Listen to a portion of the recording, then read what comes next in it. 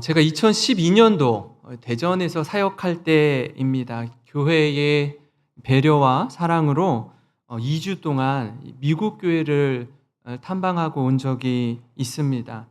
미국이 우리나라보다 한 45배 정도 크기 때문에 이 지역을 다 다니는 게 쉽지 않은데, 처음에 이제 LA로 가서 또 그곳의 교회들을 이렇게 살펴보고 또 뭐 그랜드 캐년도 가보고 한 다음에 중부의 시카고에 있는 교회들을 또 보고 동부의 뉴욕과 워싱턴에 있는 교회들을 이렇게 살폈습니다. 그러니까 2주에 이 동서를 가로지르는, 동부에서 서부를 가는데 비행기로 4시간이 걸리는데 비행기를 타고 버스를 타고 렌트를 해서 다니다 보니까 기상시간이 2시인 거예요. 2시에 일어나래요. 2시에.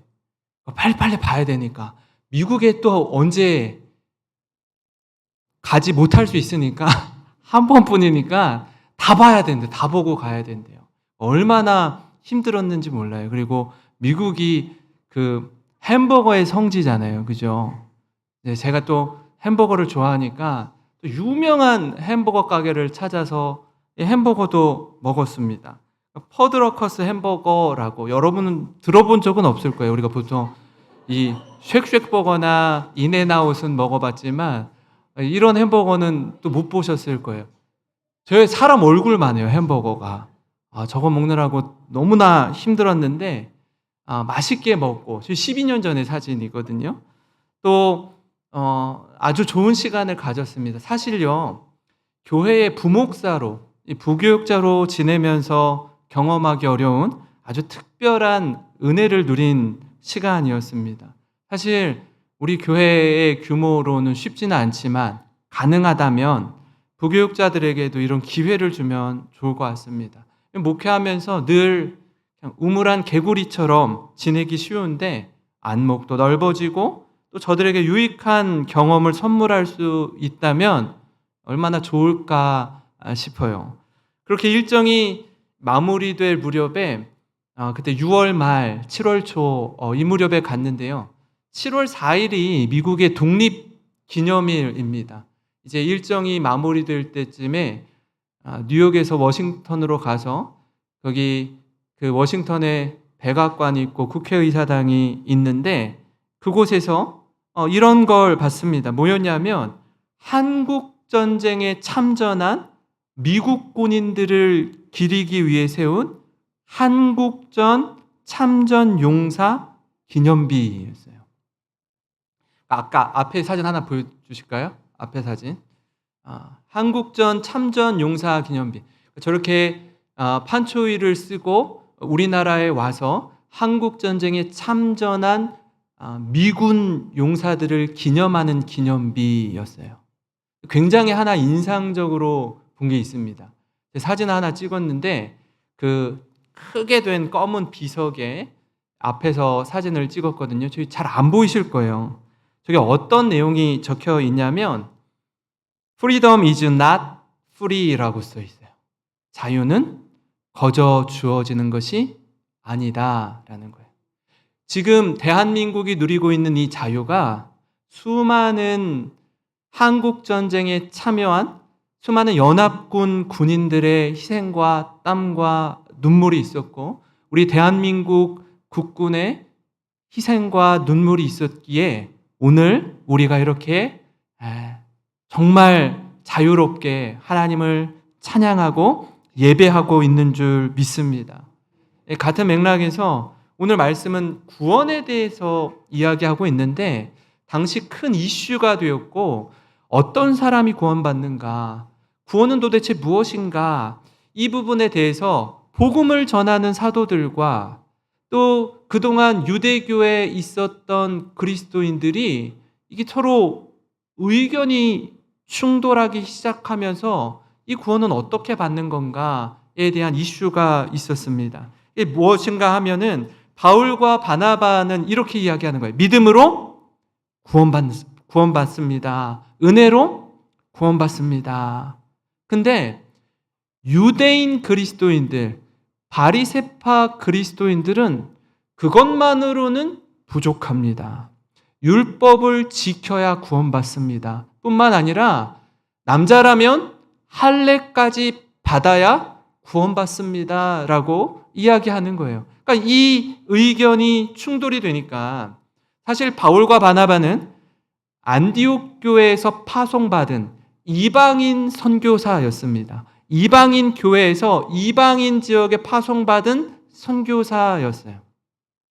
이게 의견이 충돌이 되니까 어떻게 해요? 예루살렘 교회로 가서 사도들과 장로들에게 어떤 게 옳은가, 구원이 도대체 무엇인가, 이 부분에 대해서 다시 한번 확인하고 점검하는 시간을 갖는 것입니다. 여기에 동의할 수 없었던 이 바울과 바나바가 예루살렘 교회로 가요. 안디옥 교회에 와서 1차 전도 여행을 마치고 안디옥 교회에 왔다가 예루살렘 교회로 가서 묻는 겁니다. 질문하는 거예요. 15장 1절과 2절을 보면 이렇습니다. 어떤 사람들이 유대로부터 내려와서 형제들을 가르치되 너희가 모세의 법대로 할례를 받지 아니하면 능히 구원을 받지 못하리라 하니 바울 및 바나바와 그들 사이에 적지 아니한 다툼과 변론이 일어난지라. 형제들이 이 문제에 대하여 바울과 바나바와 및 그 중에 몇 사람을 예루살렘에 있는 사도와 장로들에게 보내기로 작정하니라. 그러니까 구원이 도대체 뭔지 정확하게 예루살렘 교회에 가서 확인받고 돌아오기로 작정한 거예요. 그러니까 구원에 대해서 정리할 필요가 있기 때문에 그렇습니다. 그런데 예루살렘 교회 가니까 비슷한 사람들이 또 있어요. 그러니까 안디옥 교회만 그런 생각을 가진 사람이 있는 줄 알았는데 예루살렘 교회에도 그 안에도 또 의견이 분분한 거예요. 또 생각이 저마다 다른 겁니다. 3절부터 5절을 보시면 이렇습니다.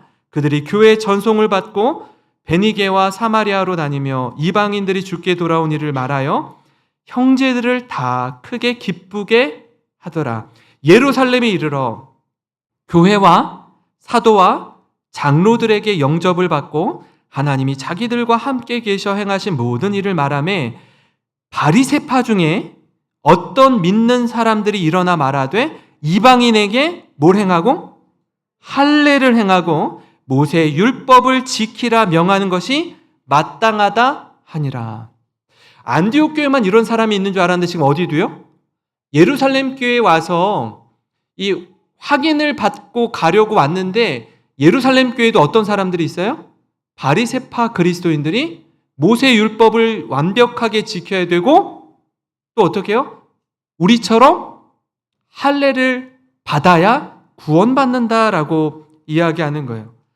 이건요, 당시에 굉장히 중요한 사안이었기 때문에 이슈가 되었고 예루살렘 교회가 전체 모여서 회의를 하기 시작했어요.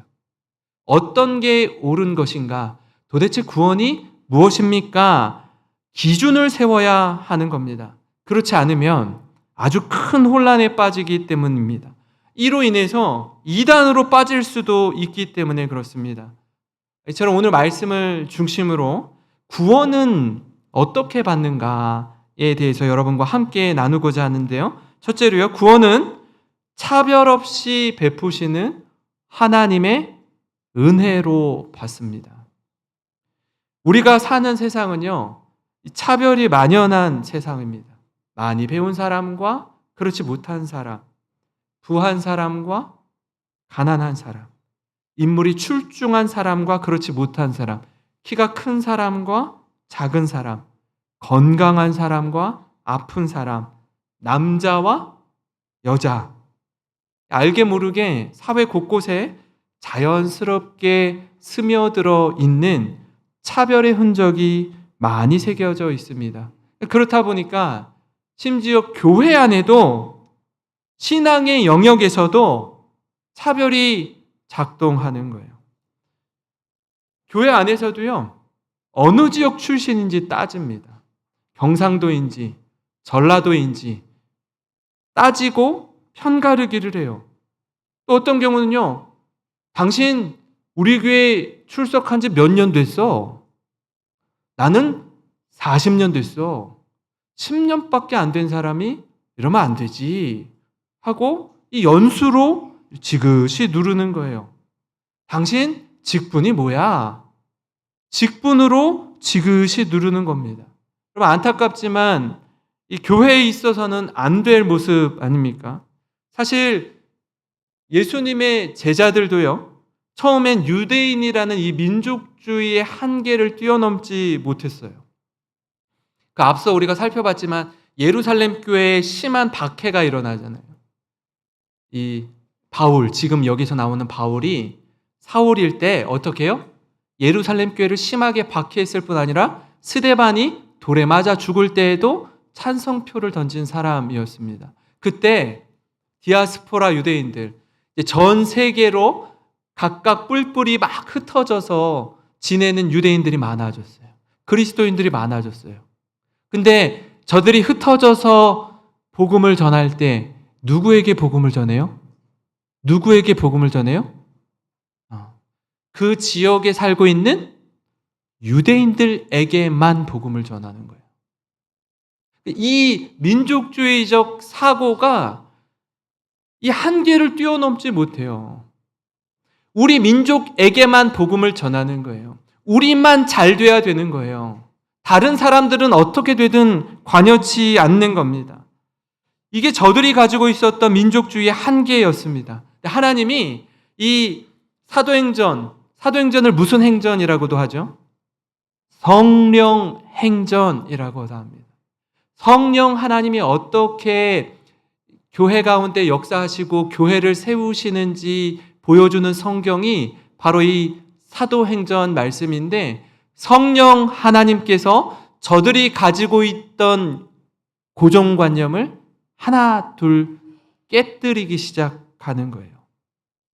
심지어 12사도 역시 여기에서 벗어나지 않았습니다. 저들도 누구에게만 복음을 전하려고 해요? 유대인에게만 복음을 전하려고 했어요.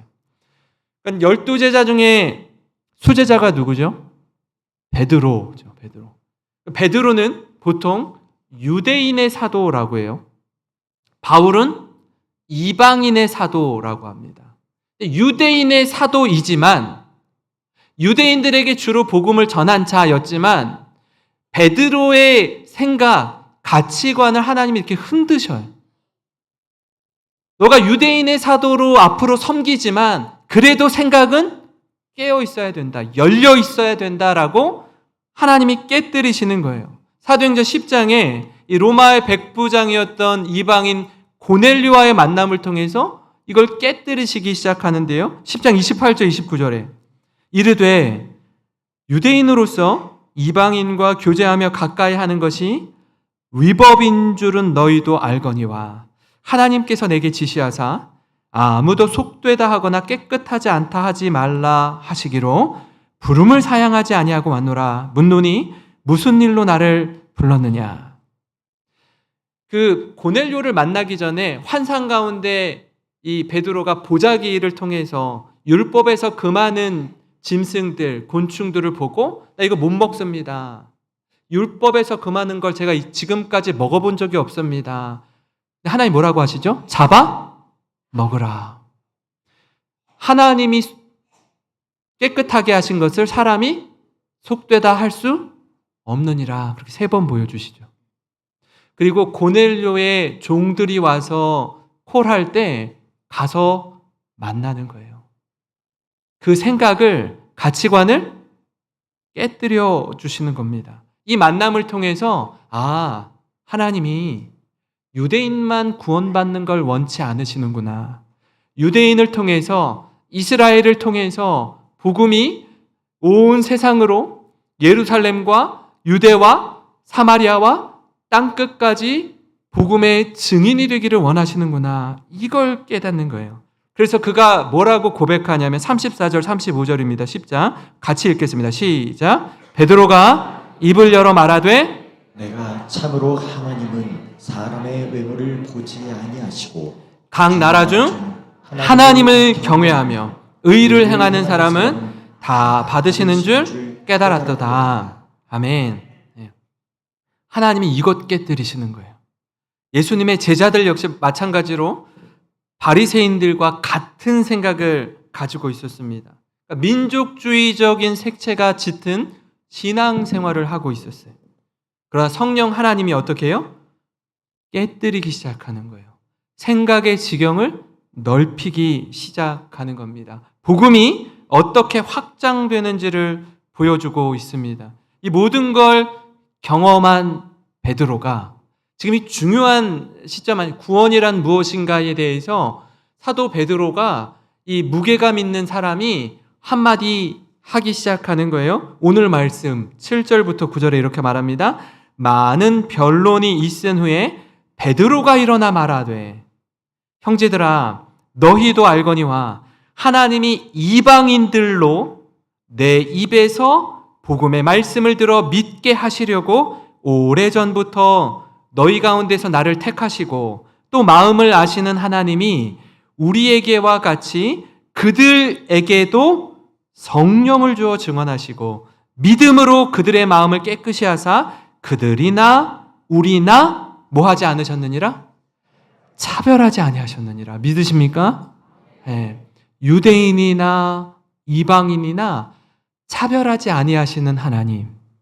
그 하나님에 대해서 베드로가 이 예루살렘 공회를 통해서 말씀하는 거예요. 성령님이 유대인인 우리에게만 임하는 것이 아니라 이방인인 저들에게도 동일하게 부어주심을 보았습니다.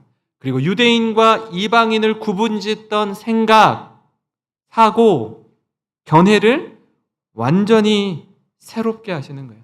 구원은 모든 믿는 자에게 주시는 하나님의 선물인 줄 믿으시기 바랍니다. 사람은요, 본능적으로 차별하려 들지만 하나님은 차별하지 않으시고 모든 이들을 사랑으로 용납하십니다. 안아주셔요. 그리고 불쌍히 여겨주십니다. 사람은요, 그렇지 않아요. 사람은 자꾸 자격을 논합니다. 이것저것 따지고 재요. 그러다 보니까 구원의 자격도 따지는 거예요. 사실 우리 모두 어느 누구도 구원받을 자격이 없는 사람임에도 불구하고 마치 나는 다른 사람은 몰라도 나는 구원받을 자격이 있는 사람인 것처럼 생각하고 행동하고 말하는 거예요. 그래서 이렇게 저렇게 사람들을 평가하고 따지고 재는 것입니다. 이런 상황에 베드로가 다시 한번 정곡을 찌르는 이야기를 합니다. 10절과 11절을 현대인의 성경으로 보면 이렇습니다. 그런데 어째서 지금 여러분은 우리 조상이나 우리가 질 수 없었던 무거운 짐을 그들에게 치워 하나님을 시험하시려고 하십니까? 우리는 그들과 마찬가지로 주 예수님의 은혜로 구원을 받는다고 믿습니다. 아멘? 네. 주 예수의 은혜로 구원받는다고 믿습니다. 이렇게 고백하는 거예요. 우리도 완벽하게 지키지 못하는 율법을 왜 이방인들에게 완벽하게 지켜야만 구원받는다라고 말하느냐라는 거예요. 다시 말해 유대인이나 이방인이나 하나님의 은혜로 구원받는 줄 믿습니다. 그 은혜로 구원받는 복음의 핵심을 잘 표현한 말씀이 바로 에베소서 2장 8절 9절 말씀인데요. 제자 훈련할 때 암송하는 구절이기도 합니다. 한번 같이 한 목소리 읽겠습니다. 시작. 너희는 그 은혜에 의하여 믿음으로 말미암아 구원을 받았으니 이것은 너희에게서 난 것이 아니요 하나님의 선물이라. 행위에서 난 것이 아니니 이는 누구든지 자랑하지 못하게 함이라. 아멘. 그래서 구원을 어떻게 받는지 이렇게 설명합니다. 여러분 성경을 펴고 계시면 한번 동그라미를 쳐보세요. 은혜, 믿음, 구원이에요. 너희는 그 은혜에 의하여 믿음으로 말미암아 구원을 받았으니. 믿음으로 구원받는 건 알겠는데 믿음으로 구원받는 것 앞에 더 앞에 걸리는 수식어가 있어요. 그게 뭐예요? 은혜예요. 은혜. 이 은혜는 받을 만한 자격이 없는 사람이 받는 게 은혜입니다. 그 은혜에 대한 반응이 믿음으로 나타나는 거예요. 하나님, 제가 십자가에 달리시고 다시 부활하신 예수 그리스도를 믿습니다라고 말하는 이 믿음은 은혜에 대한 반응으로 나오는 거예요. 그렇게 믿음을 고백할 때 구원을 선물로 주시는 것입니다. 여러분, 어떻게 보면 은혜와 믿음은 상호 보완해서 사용할 수 있습니다. 믿음으로 구원받는다라는 말과 은혜로 구원받는다라는 말은 같은 말이에요. 다시요. 믿음으로 구원받는다라는 말과 은혜로 구원받는다라는 말은 같은 말이에요. 그러면 이것과 다른 말은 뭐냐면 율법을 행함으로 구원받는다 또는 율법을 지킴으로 구원받는다. 이 말은 아까 믿음과 은혜로 구원받는다라는 말과 다른 말이에요. 많은 유대인 그리스도인들이, 바리새인인 그리스도인들이 뭘 자꾸 주장하려고 해요? 예수님을 믿음으로만 구원받을 수는 없어. 행함이 뒤따라야 되고 완벽하게 말씀을 지켜야지만 구원받을 수 있어. 그리고 또 한 가지, 우리처럼 되어야지만 구원받을 수 있어. 우리처럼 된다는 게 뭐예요? 할례를 받아야 된다라는 거예요. 이방인이 유대인이 되려면 할례를 받아야 된다라는 거예요. 하나님의 백성의 표식이기 때문에 이 사인이 있어야 되기 때문에 그렇지 않으면 구원받지 못한다라고 주장하는 겁니다. 사랑하는 성도 여러분, 우리는요, 구원의 감격과 은혜 가운데 하나님 앞에 기쁨으로 순종하는 우리가 되기를 소망합니다. 이게 말씀에 불순종하면 구원받지 못하기 때문에, 그러니까 억지로 순종하는 게 아니라, 이게 이 말씀을 지키지 못하면, 불순종하면 내가 지옥 가기 때문에, 구원받지 못하기 때문에 순종하는 이 순종은요, 굉장히 힘들어요. 얼마나 고되고 힘든지 몰라요. 그리고 완벽하게 지킬 수도 없어요. 기억하세요. 우리가 하나님의 말씀에 순종하는 건 은혜로 받은 구원에 대한 감격과 감사가 있어서 너무나 부족하고 부끄럽고 연약하지만 하나님이 나를 구원해 주셨기 때문에 그 구원의 감격을 힘입어서 순종하는 것과 내가 순종하지 않으면 구원받지 못하기 때문에 순종하는 것은요, 하늘과 땅 차이예요. 그렇게 신앙생활하는 건요, 너무나 비참해요. 너무나 불쌍해요. 이단들이 그렇게 신앙생활하는 거 아니에요. 두려워서, 무서워서, 공갈, 협박, 두려움을 조장해서 그렇게 신앙생활하는 건요, 이단들이 그렇게 하는 거예요. 신앙생활은 행복해야 될 줄 믿습니다. 기쁨으로 순종하는 거예요. 즐거움으로 하는 거예요. 나 같은 죄인을 구원하신 하나님을 어떻게 하면 기쁘게 해드릴 수 있을까요? 나를 이토록 사랑하시는 주님, 어떻게 하면 내가 주님을 영화롭게 해드릴 수 있을까요? 자발적으로 순종하는 건요, 기쁨이 넘치는 삶인 것입니다. 이 자리에 계신 우리 모든 성도님들, 그렇게 기쁨으로 자원하는 마음으로 말씀에 순종하시는 모든 성도님 되시길 주님의 이름으로 축원합니다. 그런가 하면요, 그렇게 구원받은 우리가 어떻게 살아야 되는가에 대한 답은요, 우리라는 울타리를 뛰어넘어서 복음 전도자로 살아가야 한다라는 것입니다. 제가 이 부분 역시 수차례 우리 성도님들과 함께 나눈 내용입니다. 왜 제가 자꾸 이 부분을 계속해서 언급할까요? 그만큼 중요하기 때문에 그래요. 그만큼 이 문턱을 잘 넘지 못하기 때문입니다. 우리는 본능적으로 어떻게 해요? 계속 울타리를 지어요. 우리끼리, 우리 교회, 우리 다락방, 우리 속회, 여기에 제한을 두는 거예요. 우리만 잘 되면 그만이다라는 식으로 신앙생활을 하는 거예요. 남들이 어떻든 관여치 않는 거예요. 우리가 구원받는 것에만 관심을 두고 있습니다. 우리 생각의 지경을 넓히지 않으면 그저 가만 내버려 두면 자연스럽게 우리 생각의 폭이요 점점점 좁아져요. 멀리를 내다보지 못해요. 내 생각만 해요. 우리 가족만 생각해요. 우리 교회만 생각해요. 이 한계를 자꾸 이렇게 한계를 스스로 만들어요. 본능적으로 그렇게 만들어요. 하나님 우리의 이런 약함을 아시고 계속해서 우리의 가치관을 확장시켜 주십니다. 하늘의 별을 보라고, 바다의 모래를 보라고. 얘들아, 너무 좁게만 있지 마. 제가 아까 말씀드렸잖아요. 우리 부교육자들도 이렇게 우물안 개구리처럼 지내지 않았으면 좋겠어요. 멀리 봐야 돼요. 세상이 얼마나 넓은지, 얼마나 다양한 사람들이 있고 수많은 교회들이 있는지 경험하고 체험해야 되는데 잘 몰라요. 한 번도 경험해 본 적이 없어요.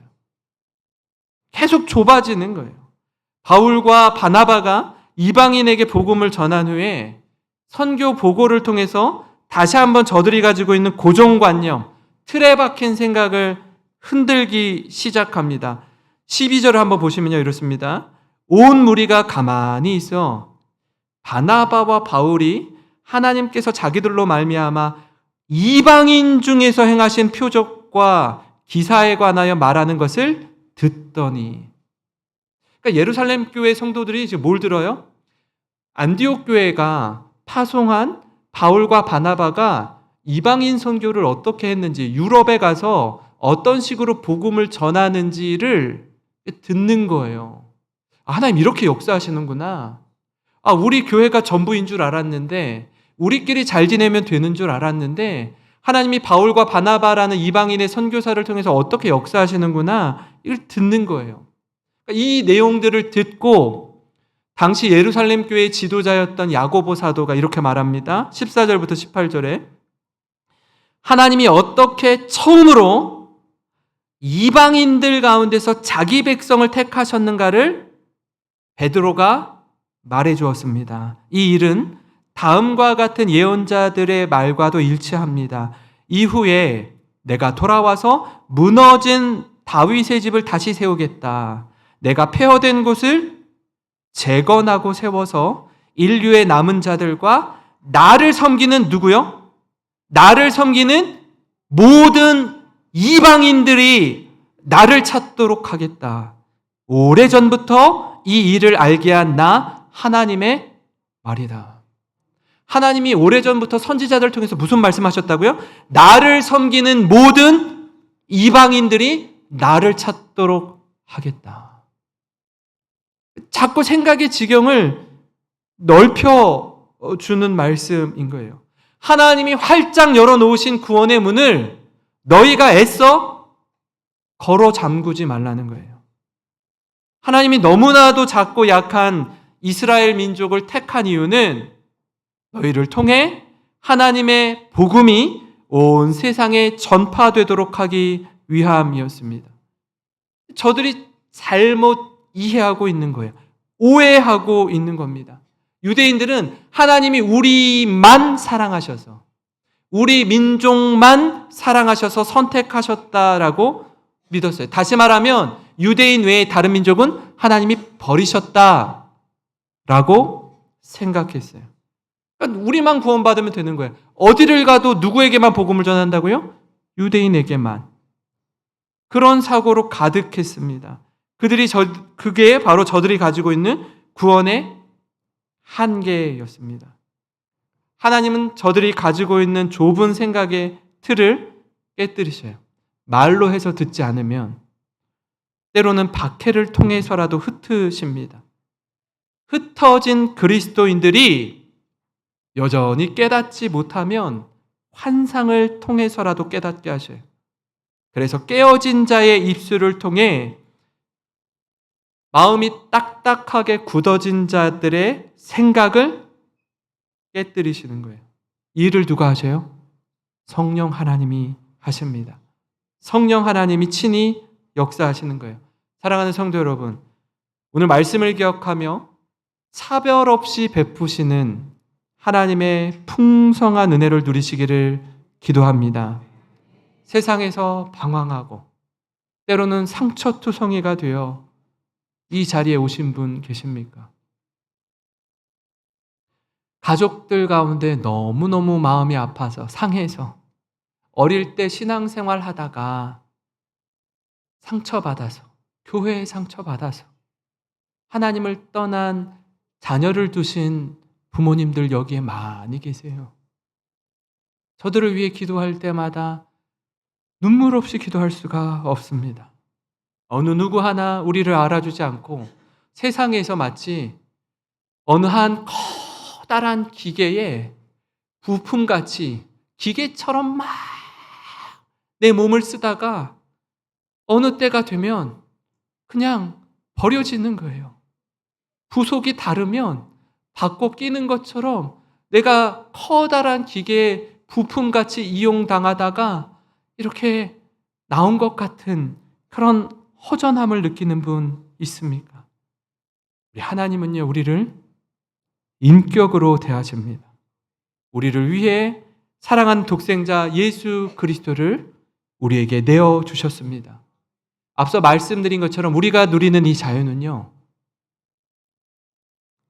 거저 얻은 자유가 아니에요. 우리가 누리는 이 구원은 우리 입장에서는 어떤 대가 지불도 하지 않았지만 하나님 입장에서는 자신의 전부를 내어주신 결과입니다. 이 freedom is not free라는 말이 자유는 거저 얻어진 게 아니에요. 누군가의 희생과 헌신이 있었기 때문에 그래요.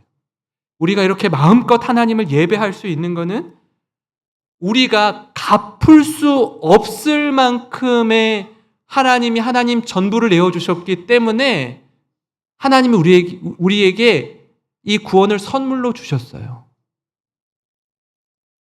내가 열심히 일해서 1억을 하나님께 드리면 구원을 주시는 거면 내가 열심히 일해서 1억을 드리면 돼요. 그런 종류의 구원이 아니라는 거예요. 갚을 길 없는 하나님의 은혜라는 것입니다. 우리 값을 매기면 우리는 예수님 짜리 인생이에요. 그만큼 소중한 인생입니다. 우리는 우리만 구원받은 것에 머무를 수 없어요. 구원의 감격을 전해야 합니다. 함께 나눠야 돼요. 저는 우리 교회 성도님들이 걸어다니는 영생교회로서 어디를 가시든지 내가 만난 하나님, 내가 믿는 예수 그리스도 그 복음을 힘있게 전하는 우리 모든 성도님 되시기를 주님의 이름으로 축원합니다. 오늘